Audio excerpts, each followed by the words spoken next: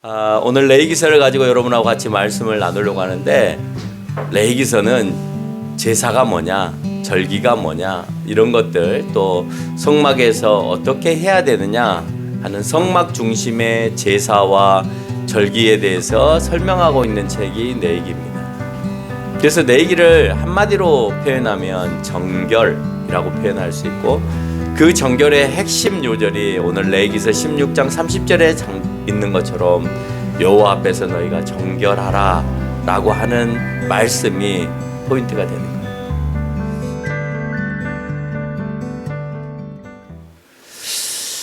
오늘 본문에서 오늘 16장 30절을 읽었었는데, 제가 다시 한번 읽으면, 이날에 너희를 위하여 속죄하여 너희를 정결하게 하리니 너희의 모든 죄에서 너희가 여호와 앞에 정결하라. 뭘 정결하라고 하느냐? 죄에서 정결하기를 원하는. 죄에서 정결하면 세상도 정결해질 것 같아요. 여러분, 세상에 악한 사람들이 가득하면 밝은 세상이 될까요? 어두운 세상이 될까요? 어두운 세상. 마찬가지로 오늘 성경에서 가르쳐주는 대로 악한 사람들에 대하여서 죄를 정결하게 하면, 그래서 그렇게 하지 않으려고 노력하면 그러면 세상은 점점 밝은 세상이 되겠죠.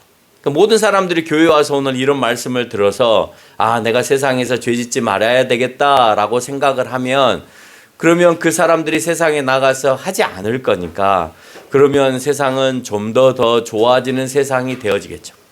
근데 신앙생활을 하는 사람이 하나님 앞에서 올바른 행동을 하지 못하고 정결한 작업을 하지 못하고 작년이나 올해나 똑같은 행동과 똑같은 삶을 지내면서 다른 주변에 있는 사람들에게 피해를 주거나 어려움을 준다면, 그러면 그 믿는다라고 하는 그 사람을 통하여 세상이 어두워지기 때문에 결국은 하나님께서 그 사람들마저도, 그 신앙인들마저도, 예수님을 믿는 사람들마저도 하나님은 사용하지 않으신다. 그래서 또 다른 정결한 사람들을 택하여서 또 세우신다. 우리가 이스라엘을 싹 쓸어버리고 그 중에 남은 소수의 사람들을 데리고 이끌어내시는 것처럼, 우리가 왠지 하나님 앞에 선택받은 사람처럼 보여지지만 정결의 작업을 하지 않은 사람은 하나님께서 아무 의미 없이 쓸어버리신다. 그러면 지금까지 여러분이 신앙생활을 하고 열심히 주일날 교회 온 것 아무런 의미가 없게 되어진다라는 겁니다. 오늘 레위기서를 관계 회복이라는 제목으로 설교하려다 보니까 컴퓨터를 가지고 비교해서 설명해야 이해가 좀 쉽겠다라는 생각을 해서 오늘 레위기서의 관계 회복, 정결은 관계 회복을 위해서 필요한 거예요. 왜 정결이 관계를 회복하기 위해서 필요한 건가 하는 것을 오늘 설교를 끝까지 들으면 이해가 잘 될 거고, 여러분 가정 안에서, 형제 안에서, 또는 신앙 안에서, 또 밖에서 이웃들과 또는 직장 동료들과 관계 회복이 되지 않으신 분들은 오늘 말씀을 통해서 관계 회복이 이루어지는 우리 첫걸음교회 성도들이 되시기를 바랍니다. 감사합니다. 컴퓨터가 바이러스에 오염돼요. 컴퓨터가 바이러스에 오염되면 우리는 어떤 조치를 취해야 돼요? 바이러스 제거해요. 그렇죠. 바이러스를 제거하죠. 똑똑하죠. 흔히 이제 바이러스를 제거하기 전에 좀 버벅댄다. 그러면 바이러스를 제거를 할 수도 있겠지만, 처음으로 초기화를 시키는 것을 뭐라고 그래요? 초기화라고도 합니다만, 포맷을 시키죠. 리셋을 시킵니다. 그래서 처음부터 다시 새로운 것으로 모든 것을 다 지워버리고 다시 새로운 것으로 깔기 시작하죠. 그걸 초기화라고 합니다. 그래서 컴퓨터를 원래 상태로 회복시키는 거예요. 오늘 회복을 말하고자 합니다. 왜 컴퓨터를 회복시키려고 해요? 컴퓨터 안에 들어있는 여러 가지 시스템들이 서로 호환을 못하기 때문에, 관계가 서로 원활하게 연결되지 못하기 때문에, 그게 프로그램 상으로든지 아니면 하드웨어 상으로든지 서로가 호환이 안 되고 버퍼링이 일어나고 충돌이 일어나기 때문에, 그것을 회복시키기 위해서는 걔네들의 관계를 개선해 줘야 되는 거예요. 근데 그게 관계가 개선이 되지 않으면 새로운 프로그램을 깔아주거나 아니면 하드웨어의 그 성능을 업그레이드 시켜줘. 그래서 거기에 맞게끔 해줘야만이 회복이 되어지죠. 근데 사람도 마찬가지로 오염이 됩니다. 치료의 작업이 없으면 계속해서 인간도 변질되고 병 들어가요. 그래요, 안 그래요? 조그마한 병도 치료를 안 해놓으면 병 들어가죠. 여러분 치아에 염증을 그대로 내버려 두면 뇌까지 들어가서 뇌 수막염 또는 뇌가 이제 염증이 발생해서 그냥 뇌가 썩어가는 이런 사태가 벌어져 죽게 되는 일이 벌어져요. 여러분 그래서 충치도 그냥 놔둬서는 안 돼요. 충치에 신경을 타고 뇌로 들어간다는 사실을 여러분 기억해야 돼요. 여러분 비염이나 축농증도 만성으로 그냥 놔두면 안 돼요. 그게 염증이란 소리예요. 비염, 축농, 그게 다 염증이에요.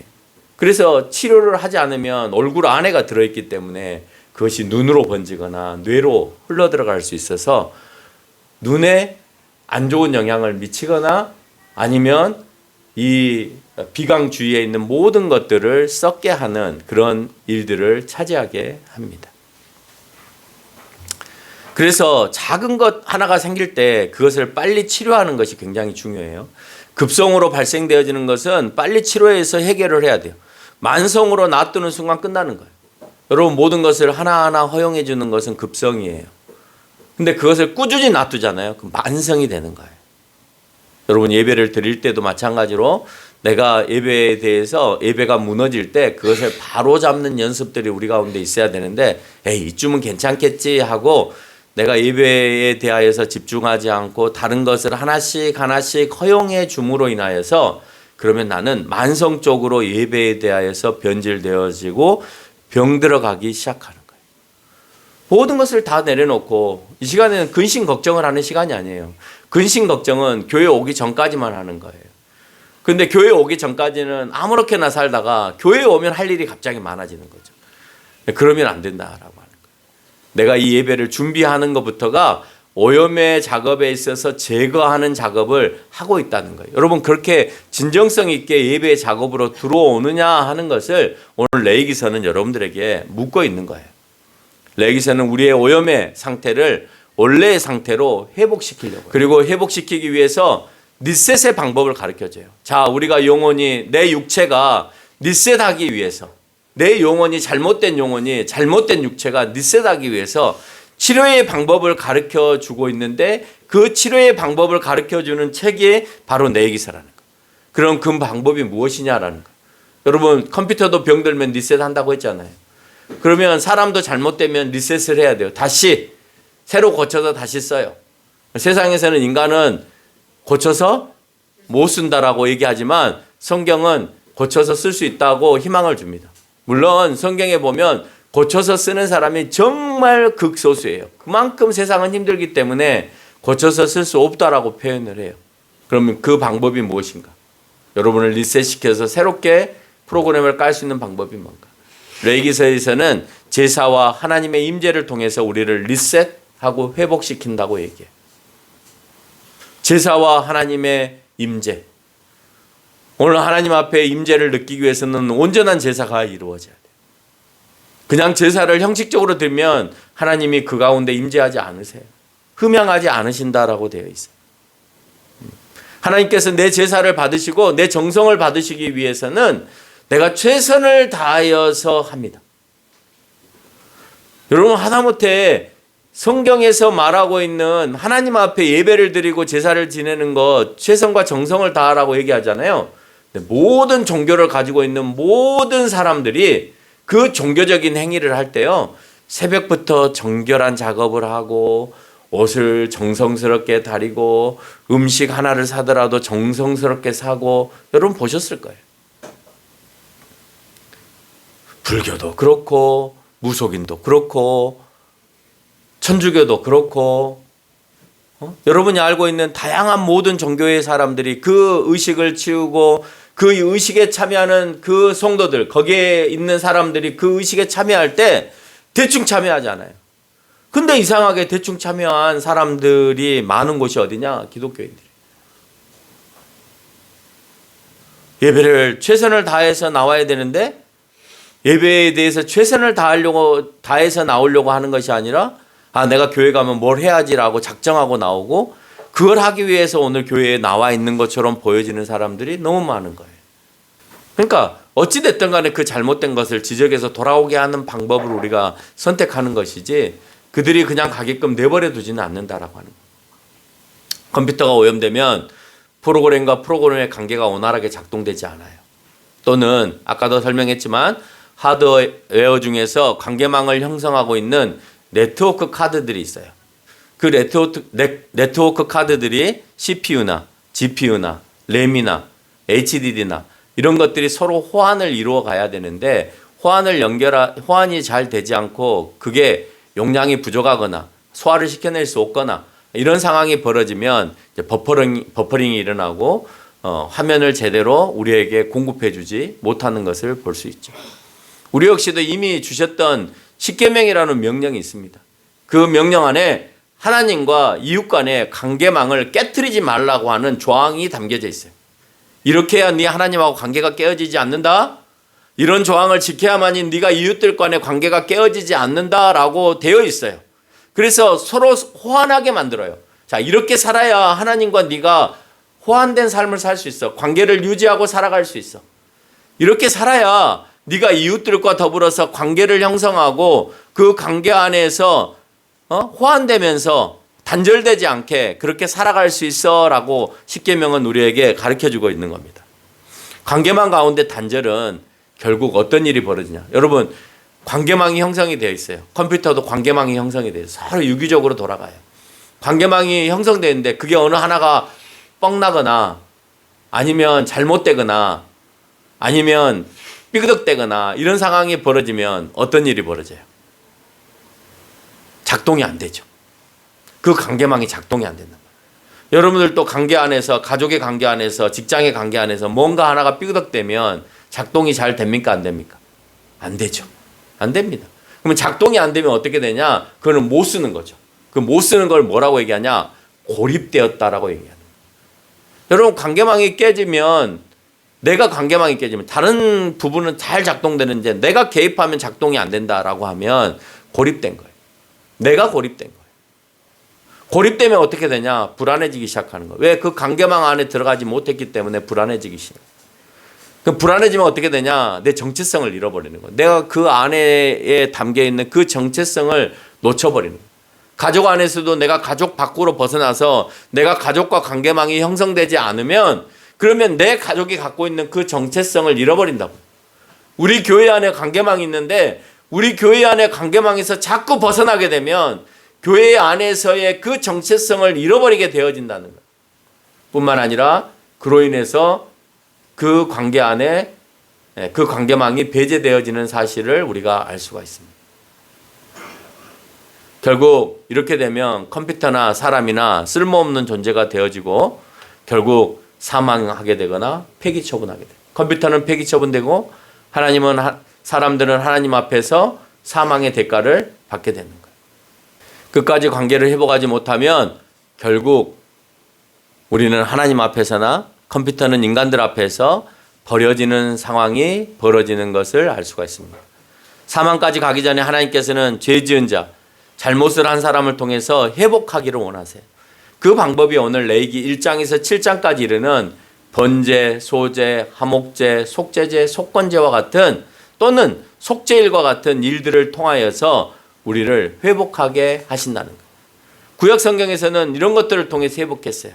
그래서 그 제사를 보면 그 제사가 담고 있는 의미가 있어요. PPT를 보여주세요. 번제는 하나님과 백성의 만남의 장소예요. 늘 드리는 거예요. 늘 태워서 하나님께 드리는 거예요. 늘 드려서 하나님과 백성이 서로 내가 당신 앞에 늘 이렇게 드림으로 인하여서 하나님께 흠양 드리기를 원합니다 라고 하면서 하나님과 백성의 만남의 장소를 그 가운데에 이루어가는 것을 번제라고 얘기를 해요. 소제는 번제와 병행하면서 구원에 대한 기도를 하는 거예요. 번제와 함께 드리는 게 소제예요. 밀가루로 드립니다. 그러면서 그것을 태움으로 인해서 자기의 기도들을 하는 거예요. 번제가 하나님과의 만남의 장소라면 소제는 번제와 병행하면서 구원에 대한 기도를 드리는 거예요.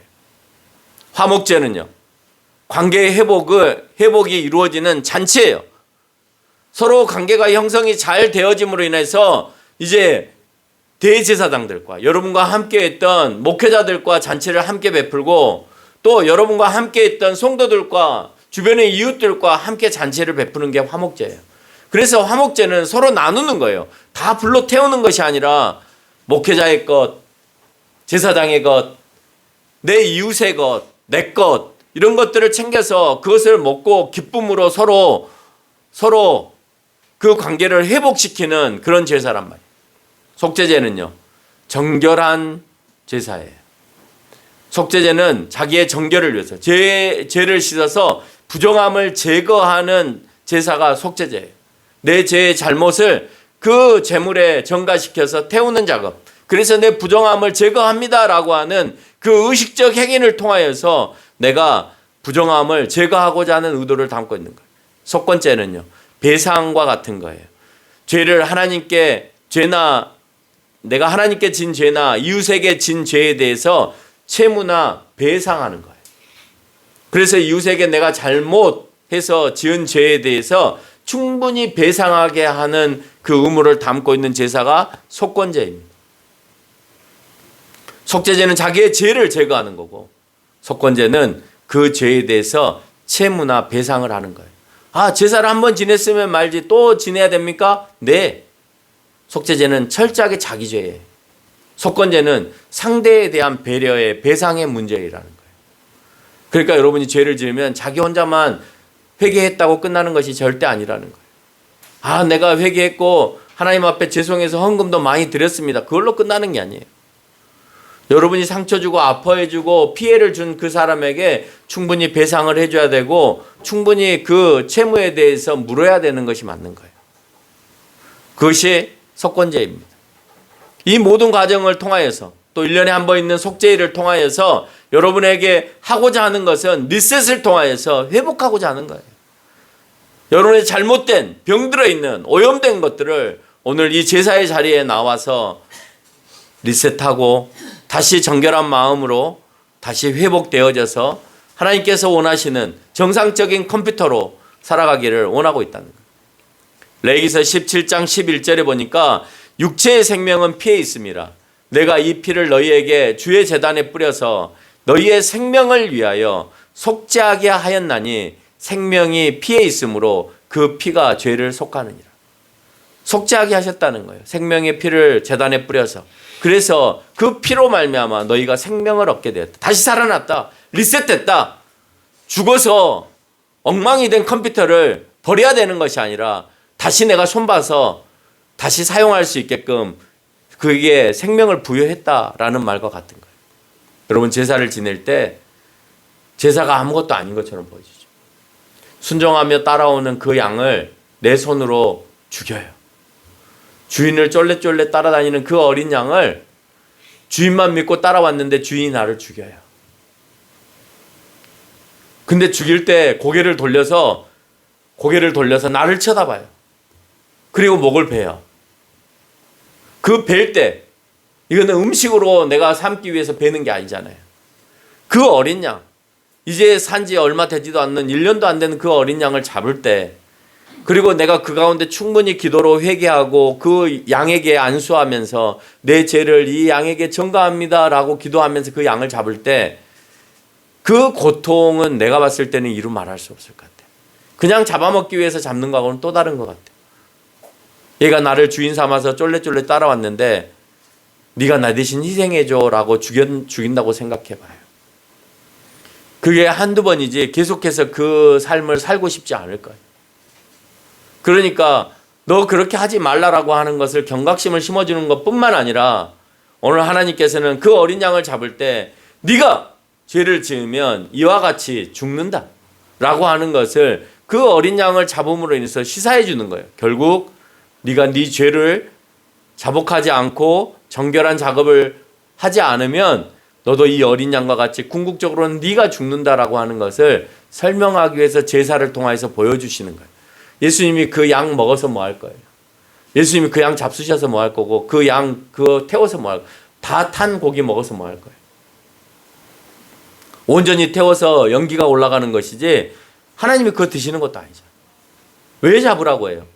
그 잡는 과정을 통하여서 너희가 제발 죄에 대한 경각심을 갖고 정화의 작업을 하기를, 이제 안 한다고 했으니 하지 않기를 원하는 마음이 그 가운데 담겨 있으라고 오늘 제사를 통하여서 우리에게 보여주는 거예요.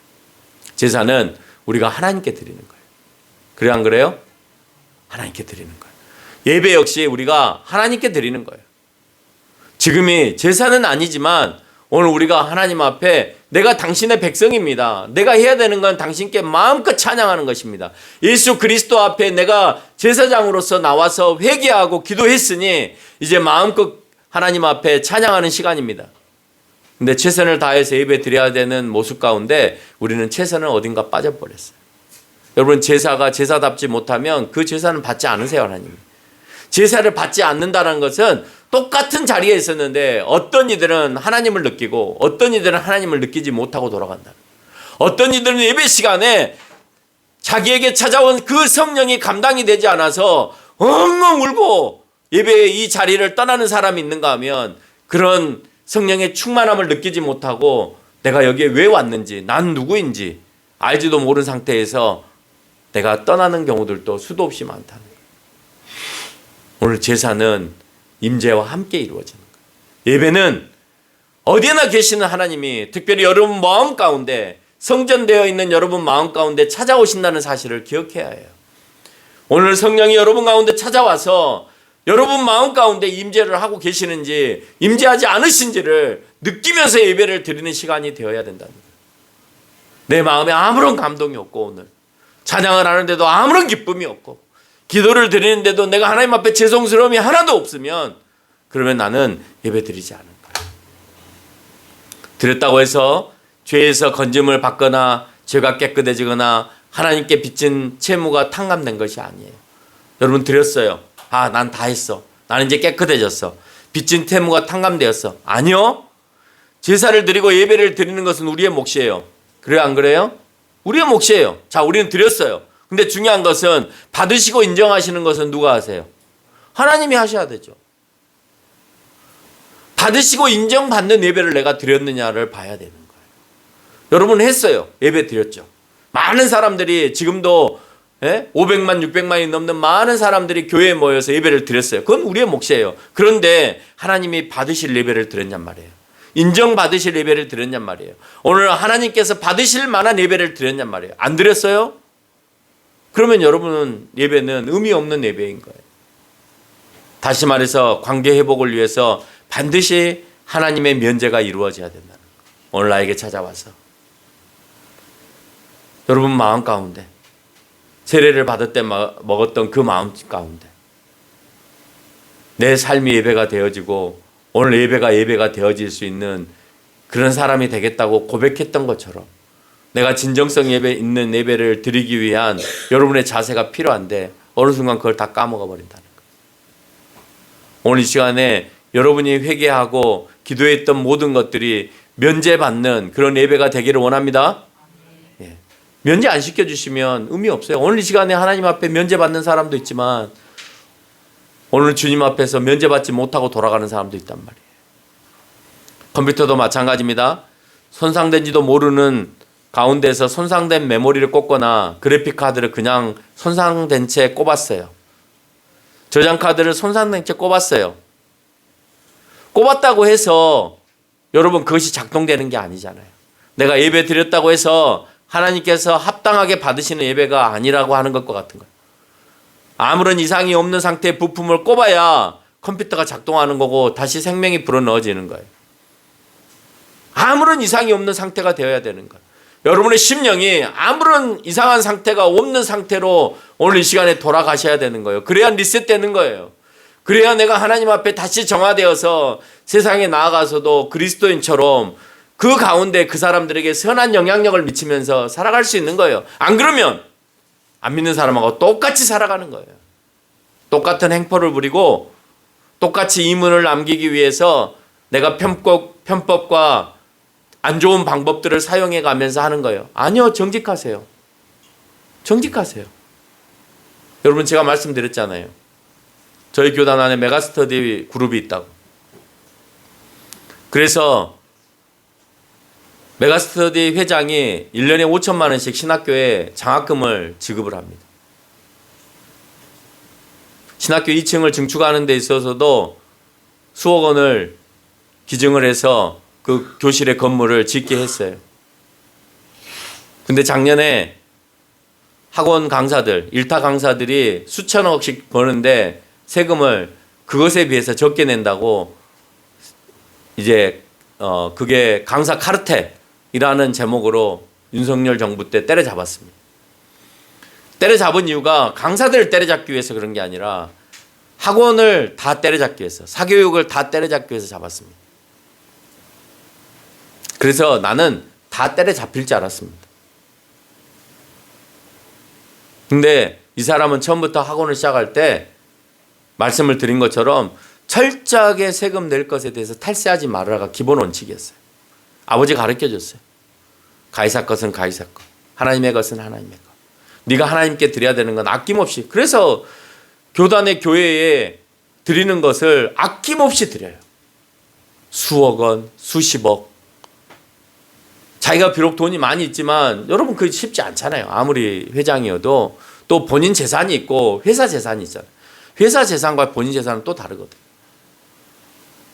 하나님께 드리는 것에 대해서 그 전에 그분의 아버지를 뵐 때 그분의 아버지도 신학교에서 이사장을 하실 때 보면 아낌없이 항상 자기 자녀들이 용돈을 주면 그 용돈을 항상 여기다 가지고 다니면서 봉투에다가 다 이렇게 10만 원씩 봉투에다 담아왔거든요. 아예 자기 용돈을 아예 10만 원씩 봉투에 담아. 그래서 총회나 노예나 아니면 교회에 이제 전체적인 행사가 있을 때 이렇게 봐갖고 시골에서 올라오거나 개척교회를 하거나 어렵게 사는 목회자들 있으면 10만 원씩 갈 때 차비하라고. 자기가 쓰는 게 아니라 아낌없이 자기도 자녀에게 거저 받았으니까 나도 그렇게 한다. 여러분 그게 누구에게로 돌아가겠어요? 그 선한 행위가 누구에게 돌아가겠어요? 그래서 많은 사람들이 그러는 거예요. 그 장로님의 그 모습들이 결국은 그 자녀가 축복받을 수밖에 없는 그런 모습이구나라고 그렇게 평가를 합니다.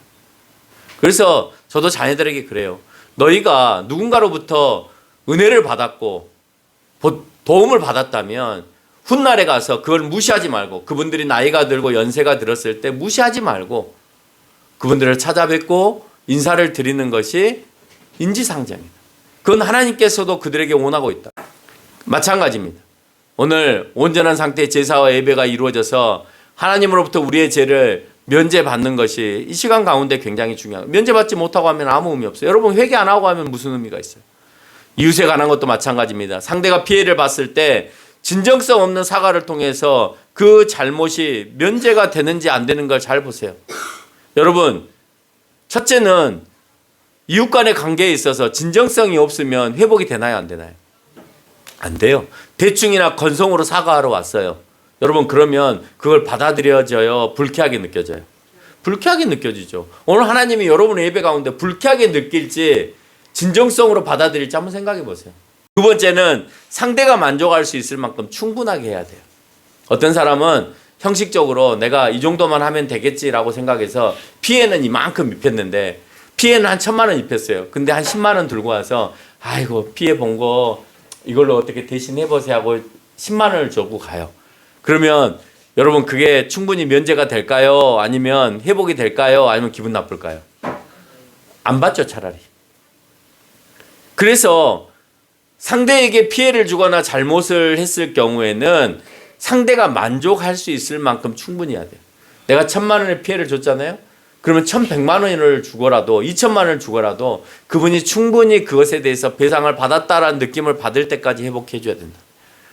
그 피해 제사는 결국 예수 그리스도의 죽으심으로 제사처럼 죄를 지을 때마다 매번 제사하는 것이 아니라 단번에 과거의 제사를 지냈던 것과 회개한 이들과 지금의 회개한 이들과 이들의 죄까지도 예수님의 대속의 죽으심으로 속죄함을 받게 되어진다라고 하는 사실을 우리에게 가르쳐주고 있어요. 과거에는 제사를 지내서 했지만 지금은 예수님의 단번에 그 죽으심으로 인해서 과거 여러분 제사를 지내서 내가 양에게 죄를 전가해 놓은 것까지도 예수님의 죄로 인해서 그들이 소멸된 거지 그건 임시 방편이었어요. 임시 내가 그 죄에 너가 제사를 지내서 죄를 그 양들에게 위임해라라고 그냥 해놓은 임시 방편이고, 이 죄가 완전히 면제되는 것은 예수님의 십자가의 사건이 있어야 앞에 제사를 지냈던 죄도 해결이 되는 거고 지금의 우리의 죄도 해결이 되는 거예요. 그래서 히브리서 9장 11절로 12절에 보니까 그리스도께서는 장래의 일은, 장래의 좋은 일에 대제사장으로 오사, 장래의 좋은 일에 손으로 짓지 아니한 것 곧 이 창조에 속하지 아니한 더 크고 온전한 장막. 여러분, 제사는 핏부림은 장막 안에서 이루어졌잖아요. 그런데 그 장막이 아닌, 인간이 만들어 놓은 장막이 아닌 더 크고 온전한 장막으로 말미암아 염소와 송아지의 피로 하지 아니하고 오직 예수 그리스도 자신의 피로 영원한 속죄를 이루사 단번에 성소에 들어가셨다 그랬어요. 단번에. 계속해서 반복해서 하라는 소리가 아니라 예수님은 단번에 제사를 통하여서 과거의 죄와 장래의 죄까지도 소멸하셨다. 이제는 너희가 예수님에게 나와서 너희의 죄를 고백하면 돼. 그러나 중요한 건 면제받을 만큼 충분한 제사가 이루어져야 돼. 예배가 이루어져야 돼. 대충 하고 가지 않기를 바래. 너희가 정말 리셋하고 회복되어져 가기를 원해 라고 표현하는 것입니다. 그러나 분명한 건 확실하고 진정성 있는 회개가 이루어지고 그 회개는 그 죄로 돌아가지 않으려는 마음이 그 안에 내포되어 있어. 다시 그 죄를 짓고 돌아가지 않으려는 마음이 내포되어 있는 그 회개가 이루어져요. 하나님, 다시는 안 가겠습니다. 다시는 하지 않겠습니다. 용서해 주세요가 아니라 안 가겠습니다 라고 표현해야 되는 거예요. 결론을 맺겠습니다. 회복한다는 것은 파괴나 단절과 같이 관계가 끊어졌다는 의미예요. 하나님과의 관계가 끊어졌고 인간과 인간의 관계가 끊어졌어요. 이런 상황은 하나님의 말씀에 대한 불순종을 의미하는 것입니다. 제사나 예배는 회복을 위한 또 다른 순종의 방법이에요. 예배 드려라, 순종입니다. 예배를 통해서 오늘 변화가 되잖아요. 예배를 드려서 내가 예배를 잘 드렸는지 잘 드리지 않았는지를 알 수 있잖아요. 오늘 예배를 드렸기 때문에 내가 뭘 고쳐야 되는지, 뭘 하지 말아야 되는지를 알게 되잖아요. 진정성이라는 것이 뭔지, 하나님께서 왜 내 죄를 면제해 줘야 되는지를 깨닫게 되는 게 예배를 통해서 알게 된단 말이에요. 예배가 왜 중요하냐? 오늘 말씀을 통해서 내가 리셋되는 시간이기 때문에 그렇다. 하나님에 대한 순종은 하나님의 임재와 관계 유지에 있어요. 여러분, 관계 유지가 돼야 하나님이 내 안에 임재하시죠.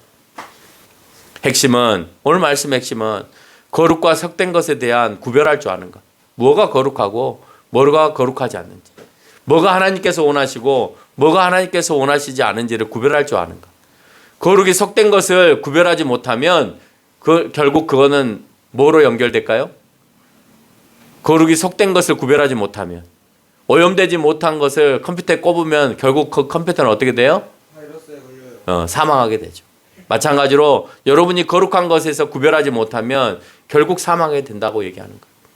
그래서 세속적인 것을 교회가 가지고 와서도 안 되고, 교회를 통해서 계속해서 이 사회가 정결되어져서 그 정결함이 사회 가운데 흘러가야 된다는 거예요. 사회 역시 정화되어서 주님이 원하시는 사회로 계속해서 실현되어져 가는 것이 하나님께서 원하시고 하나님의 임재를 맛볼 수 있는 우리의 삶이라는 것을 깨닫는 저와 여러분이 되시기를 주님의 이름으로 축원합니다.